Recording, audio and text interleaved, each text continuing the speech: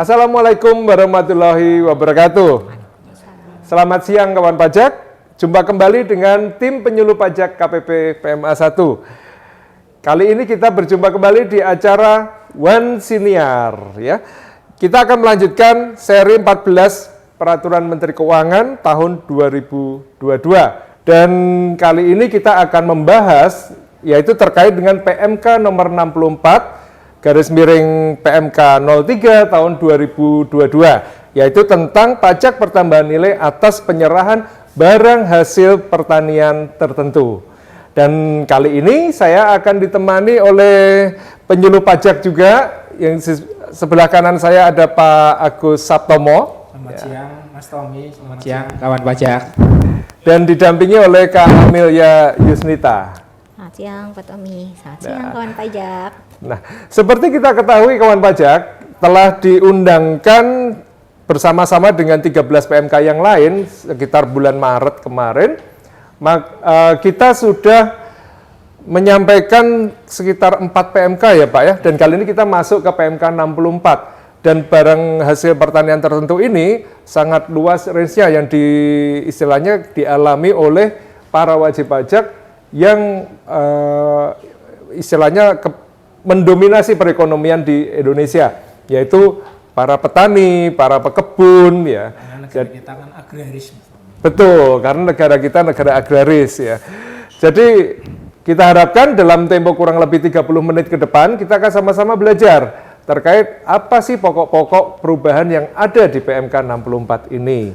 Nah, untuk itu yang pertama, tentunya sebelum mempelajari suatu peraturan kita harus tahu dulu kawan pajak bagaimana latar belakang dari terbitnya suatu aturan tadi.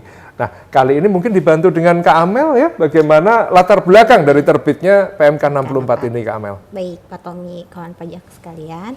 Latar belakang terbitnya PMK 64 tahun 2022 ini yaitu menyesuaikan atas aturan terdahulu mengenai penyerahan barang hasil pertanian tertentu yang diatur dalam undang-undang dalam PMK nomor 89 tahun 2020.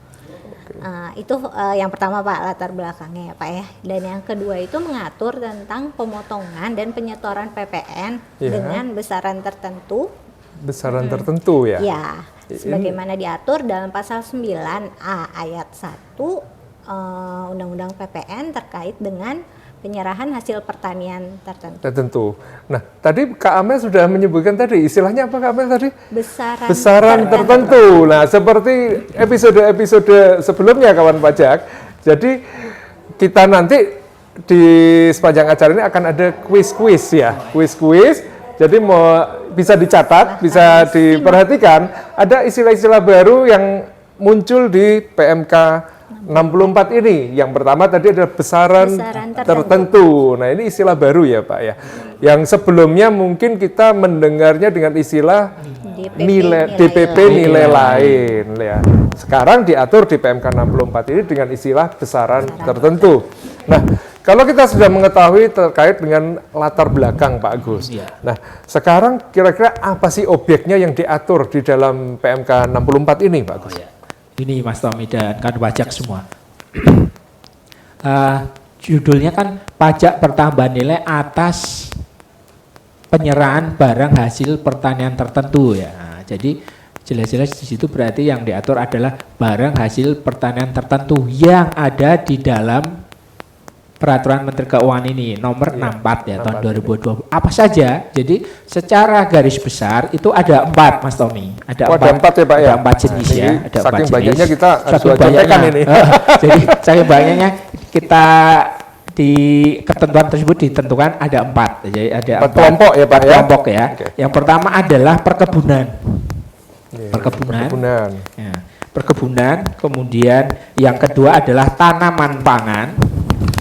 Kalau perkebunan tadi contohnya apa Pak Agus? Perkebunan itu misalnya kopi. Ya, jadi kopi Mas Tommy. Kopi itu kan dia mengalami ketika dia tadinya buah kopi dipetik. Yang masih di atas pohon. Iya, di atas pohon. Biasanya kan dipetik. Ya. Kemudian bisa diperam atau dikupas kulitnya Dikupas kulitnya supaya mengalami fermentasi, kemudian ada juga yang nggak difermentasi, ya ada juga yang nggak difermentasi kan pajak. Kemudian biasanya setelah itu dikeringkan, kulitnya dikeringkan. Nah, jadi prosesnya seperti itu, ya dikeringkan, kemudian dia setelah dikeringkan kan kemudian diolah sampai jadi kopi sampai menjadi kopi yang kekinian ya? yang kawan pajak yang siap minum yang siap minum. Jadi kopi kan sekarang sedang jadi barang yang wah ya, yang in gitu loh. Kalau nggak ada kopi sepertinya ada yang kurang. Ya. Jadi walaupun hitam tapi tetap dicari. Ya, hitam manis ya. Hitam manis. Itu perkebunan ya, contoh kopi. Kemudian yang kelompok yang kedua apa? Ada tanaman pangan, ya tanaman pangan. Yang kedua adalah tanaman pangan. Tanaman pangan apa? Ya, misalnya yang identik dengan kebutuhan pokok masyarakat Indonesia adalah padi. Padi.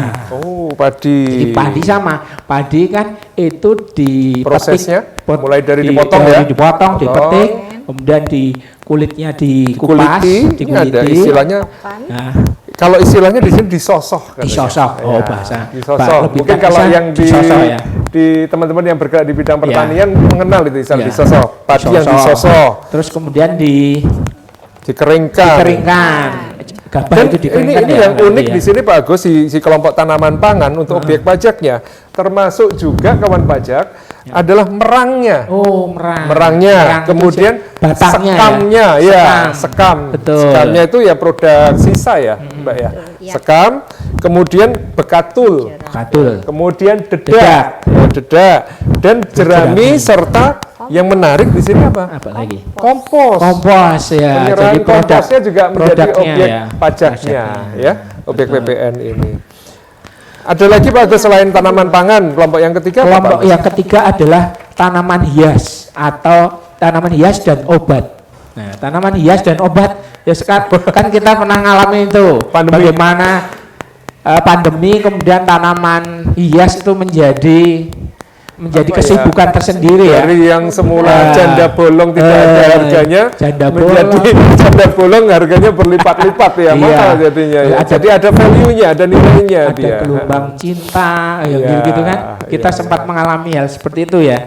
Jadi tanaman hias dan obat. Nah, tanaman hias dan obat nih jadi objek juga di PMK 64 ini. Dan menarik juga kawan pajak, tanaman obat ini juga yang sebelumnya mungkin dipandang sebelah mata sejak pandemi menjadi andalan kita untuk menangkal segala macam virus ya, COVID. Sehingga harganya pun juga meningkat berlipat-lipat. Karena penambahan nilai inilah akhirnya diatur juga dengan PMK 64 ini. Dan proses kalau yang bisa kita baca di sini Mbak Amel, kalau tanaman potong mulai dari dipetik, dipotong, direndam dengan larutan pengawet ya, kemudian diikat, yang dibungkus, yang digulung, yang dipak, ya sampai akhirnya dikemas, bahkan ada yang dipindahkan utuh. Ada pindahkan utuh ya, dan misalnya dia dari pembibitan sudah ada potnya, kemudian dipindahkan utuh, itu menjadi objek ini. Termasuk juga tanaman hias bunga, tanaman hias berdaun dalam media, daun dan bunga potong baik dikemas atau tidak dikemas, bisa segar maupun simplisia kering atau bunga kering ya. Kemudian kelompok yang keempat apa lagi Pak Agus? Adalah hasil hutan ya, hasil hutan itu dikelompokkan menjadi dua, hasil hutan berupa kayu kan, hutan berupa kayu, yang kedua adalah hasil hutan berupa bukan kayu. Jadi kayu dan bukan kayu kalau hasil hutan dibedakan seperti itu. Ya, kalau kayu ya kayu yang kita bulat besar, itu yang kita kenal sehari-hari ya. Jadi kita review kembali. Betul. Jadi ada 4 objek yang diatur di sini kawan pajak. Ya. Yang pertama adalah perkebunan. Yang kedua tanaman pangan. Yang ketiga tanaman obat dan tanaman hias. Dan yang keempat adalah hasil hutan. Jadi ada 4 ya objeknya. Ya, catat. Siapa tahu keluar kuis. Oke. Kita lanjutkan materinya Mbak Amel. Nah, kita sudah bicara latar belakang, kemudian objek. Sekarang kira-kira berapa sih tarifnya untuk PPN besaran tertentu Besar. ini? Untuk tarifnya sendiri, Pak Tommy dan kawan pajak, tarifnya mulai April 2022 besarnya adalah 1,1%. Dari mana 1,1% ini? Ini adalah 10% dari tarif PPN yang berlaku. Oke. Jadi sebesar itu besaran tertentunya. Darinya langsung dari harga jual ya? Ya, nanti Harga dikalikan jual. dengan harga jual langsung. 1,1%. Dan untuk paling lambat Januari 2025 tarifnya berubah menjadi 1,2% karena menyesuaikan dengan kenaikan tarif PPN-nya. Oke, baik. Jadi ini menjadi perhatian kita kawan pajak ya. Jadi tarifnya langsung 1,1% kali harga jual. Tapi nanti pada 1 Januari 2025 paling lambat 1 Januari 2025 akan disesuaikan menjadi 1,2%. Nah, terkait dengan perubahan tarif ini Pak, sifat pemungutannya gimana sih Pak? Dapat dikreditkan nggak pajak masukan dari besaran tertentu ini? Jadi kalau dari pajak pertambahan nilai atas besaran hasil tertentu ya, apa nama istilahnya? Barang pertanian. Penyerahan barang hasil pertanian tertentu. Nah, ini tidak dapat dikreditkan, ya. Kawan pajak tidak dapat dikreditkan, ya. Karena tadi kita mengenal istilah besaran tertentu, ya, karena sudah ada besaran tertentunya. Jadi sudah diatur sendiri, jadi ya, Pak, ya, istilahnya dianggapnya final. Nah, jadi seolah-olah selesai dengan final, ini. ya. Jadi kalau kita terima faktur pajak dari besaran tertentu ini berarti udah nggak bisa dikreditkan, ya. Apa? Kemudian kawan pajak ada aturan-aturan peralihan yang diatur di PMK 64 ini, ya. Apa saja aturan-aturan peralihan yang berlaku? Dan bagaimana syarat untuk bisa menerapkan PPN dengan besaran tertentu ini? Mungkin Pak Agus bisa bantu Pak. Oke. Jadi kawan pajak sebenarnya. Jadi tadi sudah disampaikan bahwa di dalam ketentuan PMK 89 kita kenal istilah nilai lain ya. Nilai lain. Saya ulangi lagi. Jadi di DPP dalam PMK lain. 64 itu istilahnya besaran tertentu, ya, besaran tertentu. Jadi tentu saja karena ada perbedaan tersebut, sehingga kawan pajak harus melakukan pemberitahuan. Menyampaikan pemberitahuan dahulu, ya. Sampaikan pemberitahuan dahulu ke kantor pajak. Ya. Untuk bisa menerapkan ini, ya. Bisa menerapkan ini. Cara pemberitahuannya seperti apa? Banyak, bisa dilakukan secara langsung, bisa juga secara pos, ya. Pos atau online juga bisa. Dan yang berikutnya adalah setelah tadi memberitahukan, kapan pemberitahuannya? Pertanyaannya kan gitu. Ya, pemberitahuan itu bisa dilakukan berbarengan saat penyampaian laporan. Laporan SPT ya Pak? Laporan massa. Jadi bisa dilakukan pada saat lapor massa tadi, ya, bareng laporan SPT massa. Paling lambat pada saat batas waktu penyampaian SPT massa. Jadi intinya kawan pajak, kalau kita mau memilih menggunakan besaran tertentu, wajib hukumnya memberitahukan dengan surat pemberitahuan yang bisa di-download di peraturan perpajakan ini. Jadi di lampirannya ada contoh komponennya ada. Kalau membutuhkan bisa menghubungi KPP di mana kawan pajak terdaftar atau melalui website pajak.go.id. Nanti bisa di-download formulirnya. Nah, pemberitahuannya ini harus disampaikan paling lambat bersamaan dengan SPT masa dia memilih menggunakan besaran tertentu. Baik. Masih ada satu lagi. Oh iya, gimana Pak? Satu lagi. Jadi pengusaha kena pajak, ya, pengusaha kena pajak yang memilih menggunakan besaran tertentu di PMK 64 ini, dia bisa yang memilih menggunakan besaran tertentu itu dapat beralih memungut PPN ke tarif normal, ya, tarif normal. Tarif normal itu dia dapat beralih ke situ ke tarif normal dengan cara menyampaikan sekali lagi pemberitahuan. Ada pemberitahuan Ada lagi. pemberitahuan ya, Oke. jadi pemberitahuan kalau tadinya pakai besaran tertentu mau pindah ke tarif normal, dia Memberikan lagi. memberikan pemberitahuan, dan pemungutan dengan tarif normal kembali ini hanya dapat dilakukan di masa pajak pertama setelah berakhirnya tahun pajak yang bersangkutan. Jadi misalnya tahun pajaknya Januari sampai Desember, kapan pajak Januari sampai Desember, jadi pemberitahuannya di masa berikutnya di awal tahun, paling lambat Januari, Januari tahun depan ya, depannya begitu, Tommy. Baik. Jadi kawan pajak, kita diberikan kesempatan lagi. Jadi misalnya sekarang kita sudah menggunakan tarif normal ini, tarif normal. Misalnya kita ada pengusaha yang menyerahkan barang pertanian tertentu sudah menggunakan tarif normal dengan mekanisme PPN normal yang kita kreditkan pajak masukannya. Kemudian memilih untuk menggunakan besaran tertentu menjadi 1,1% dari harga jual. Ya, maka kita bisa pertama kita mengajukan pemberitahuan, kemudian kita menghitung memasukkan SPT dan bisa berubah balik lagi menjadi normal lagi, tapi dengan syarat sudah melaporkannya mulai berubahnya di masa pajak setelah akhir tahun pajak. Jadi kalau tahun pajaknya Januari sampai Desember, baru boleh berubah kembali untuk masa pajak Januarinya tahun berikutnya. Tetapi kalau dia tahun pajaknya adalah April sampai dengan Maret, ya, maka baru bisa berubah di masa April tahun berikutnya. Pun dengan yang Juli-Juni. Ya, kalau Juli-Juni ya baru bisa berubah Juli tahun berikutnya. Jadi nggak serta-merta Pak, saya bulan ini pakai besaran tertentu, kemudian bulan depan normal. Balik lagi habis itu balik lagi. Boleh, itu nggak boleh kan Dan perubahan hanya sekali ya? Iya, nggak boleh. Hanya sekali. Jadi hanya sekali. Harus istilahnya konsisten ya. Jadi nggak boleh berubah-ubah.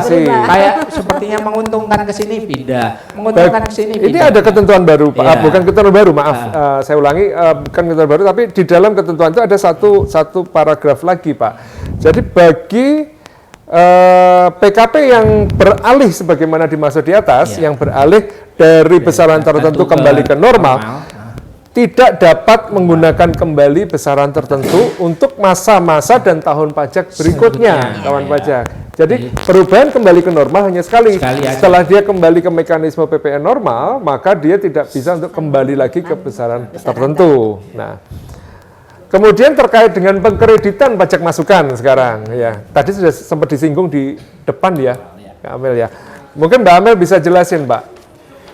Terkait penggunaan besaran tertentu ini, Pak Tommy dan kawan pajak semua, ini tidak dapat dikreditkan ya untuk perolehan BKP, JKP, impor BKP, pemanfaatan BKP tidak berwujud atau JKPLN yang digunakan di dalam daerah pabean itu tidak dapat dikreditkan ya kawan pajak. Tidak dapat dikreditkan. Jadi kalau saya memilih besaran tertentu, misalnya pajak masukan yang saya terima yang semula pakai normal bisa dikreditkan, bisa mengurangi PPN yang ini, sekarang nggak bisa ya? Tidak bisa. Oke. Baik. Kemudian terkait dengan pemungutan, Pak Agus, ada nggak pihak-pihak yang bisa memungut PPN atas besaran tertentu ini, Pak?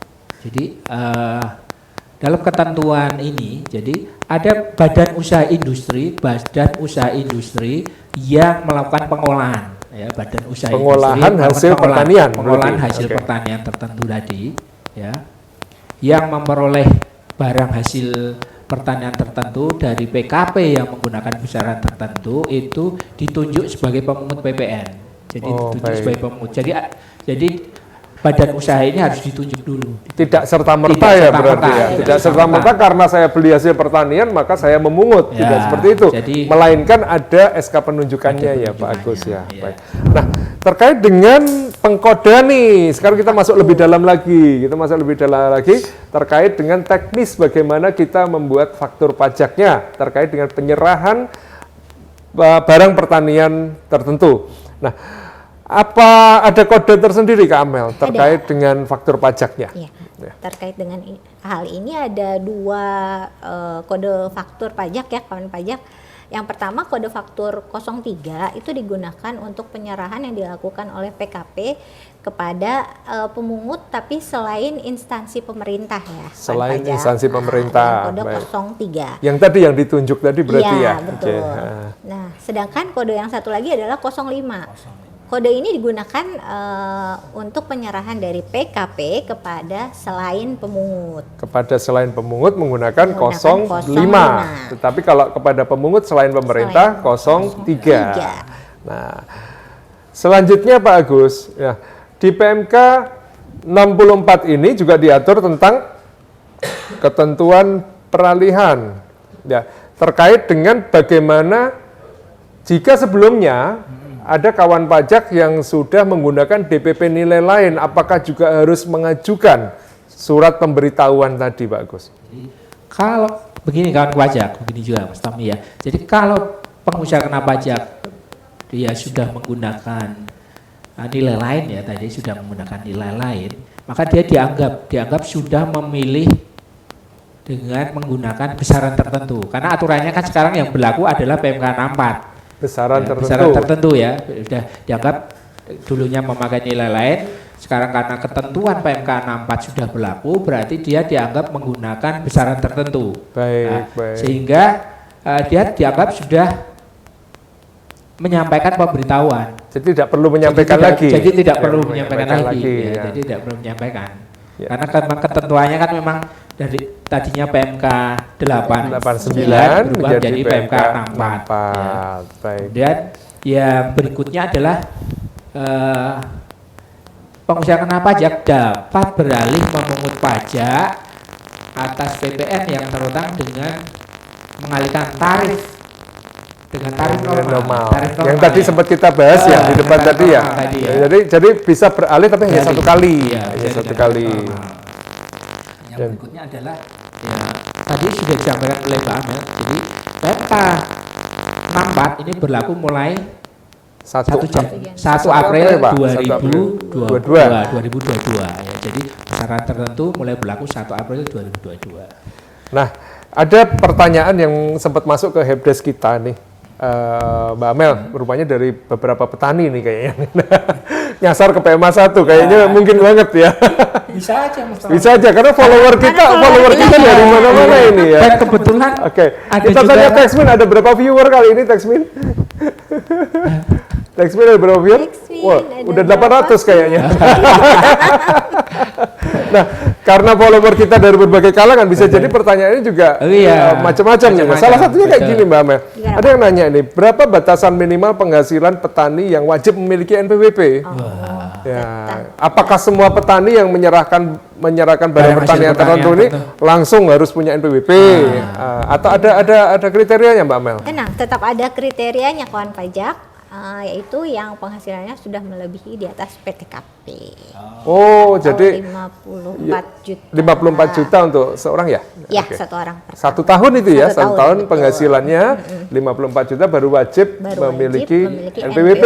Jadi bukan berarti terus kita Langsung produksi semua, padi langsung harus punya semua. NPWP, tidak seperti itu. Tidak seperti itu. Dan wow, 50 lebih viewer hari ini. Kita sapa dulu ya, selamat siang. Ya, viewer kita ada 50 orang siap-siap berebut apa? Hadiah. Menarik. Ya, hadiah menarik ya. Oke. Nah, berikutnya ini salah satu yang pertanyaan yang masuk di sini Pak Agus. Apakah daun sereh termasuk BKP atau non BKP? Nah, ini pertanyaannya daun sereh. Daun sereh ini termasuk tanaman Kalau di ini pangan masuk ya? Tanaman Perkebunan atau pangan ya? tanaman Dan daun pangan sereh? ya.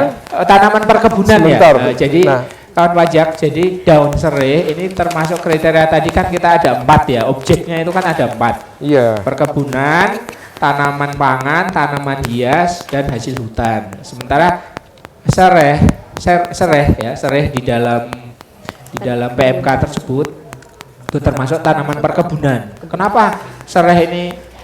Tadi pertanyaan, apakah sereh termasuk barang hasil pertanian tertentu? Dikenakan PPN atas barang hasil pertanian tertentu. Jadi kalau kita cermati di dalam ketentuan tersebut, daun sereh dalam ini daun sereh ya. Ya, Daun serai, serai. Pak. Oh, Iya. serai itu kan yang diambil daunnya ya. Apa? Daunnya sama Batang. batang yang bawah yang putih-putihnya Iya. itu. Oh, daun dan batangnya ya. Jadi Oh iya, ini ada. ya, Oke. jadi ketika kita ambil serai ya, tahu kan serai ya? Ya. Serai kan yang tajam-tajam itu kan, yang daunnya tajam ya, Oh, iya. benar ya? Jadi serai itu dipetik, Dirajang di sini, kali ini dirajang sampai dengan dijemur. Nah itu daun serai termasuk BKP. barang kena pajak. Dan kayaknya kita bahas dari depan deh Pak, kayaknya menarik sekali ini bahan-bahan yang termasuk di komoditi perkebunan ya. Yang pertama adalah kelapa sawit. Oh. Kelapa sawit baik buah maupun cangkangnya. Ini termasuk BKP yang diatur di PMK 64 kawan pajak. Jenis barangnya bisa berupa tandan buah segar atau TBS, cangkang, ampas, daun, dan kompos serta limbahnya. Kemudian tempurung basah atau kering. Dan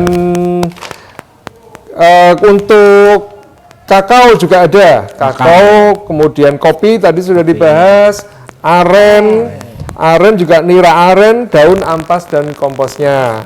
Kemudian untuk jambu mente ini juga mente gelondongan, yaitu mente kulit produknya, ataupun kacang mente kacang basah mente. atau kering termasuk limbahnya. Ya. Kemudian untuk contoh berikutnya ada banyak banget, ada 15 Bisa sampai dilihat di lampiran iya, nih. di lampiran PMK 64 ada cukup banyak. Apakah barang produksi pertanian kawan pajak termasuk yang harus dikenakan PPN atau tidak? Atau lebih enak lagi tinggal nanya ya, tinggal nanya via kering pajak. Ya, telepon kering pajak 1-500-200, produk Anda apa, ini masuk di PMK 64 atau tidak. Kalau kesulitan mendownload dan lain sebagainya karena masalah sinyal, karena petani biasanya berada di posisi-posisi yang blank spot Pak. Jadi kalau kesulitan untuk mengakses bisa telepon melalui 021-500-200. Demikianlah acara One Senior kali ini. Sampai ketemu kembali di hari dan jam yang sama. Dan masih kita akan membahas seri 14 Peraturan Menteri Keuangan tahun 2022. Kita pantun dulu kali ini Pak Agus. Jalan-jalan ke Kalibata. Cakep, Jalannya macet, enaknya naik kereta. cakep, Banyak jalan menuju bahagia. cakep. Sampai jumpa di hari dan jam yang sama. Oke. Saya Tommy Hadi dan Amelia Yusnita, kemudian didampingi Pak Agus Saptomo, undur diri. Semoga menjadi acara yang bermanfaat bagi kita semua. Selamat siang, selamat beraktivitas kembali, tetap jaga kesehatan. Wassalamualaikum warahmatullahi wabarakatuh.